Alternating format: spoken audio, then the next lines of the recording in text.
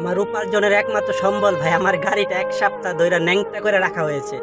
পুরো গাড়ির ইঞ্জিন খোলা হয়েছে, একবারে ইঞ্জিন হেড কাম করে আবার তুলানো হবে, এবং পুরো গাড়ির যত সাসপেনশনের কাম আছে সবগুলো চেঞ্জ করা হচ্ছে। এক সপ্তাহ ধরে আমার গাড়িটা এভাবে প্যাট কেটে এভাবে রাখা দেওয়া হয়েছে। চারোটা চাক্কা খোলা হয়েছে, চার চাকার ড্রাম এবং চাক্কার যত সকেট জাম্পার যা আছে সব এখন বদলানো হচ্ছে।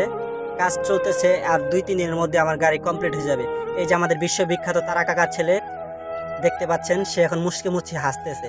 আমার সাথে মজা নেই মাঝে মাঝেই, আমি কিছু মনে করি না।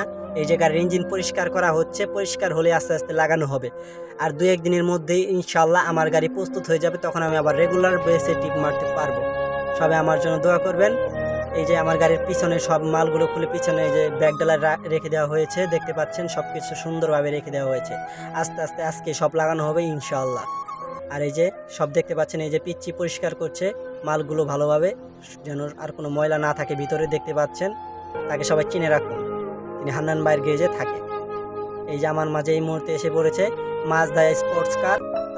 দেখতে গাড়িটা পুরো লুকিং নাইস।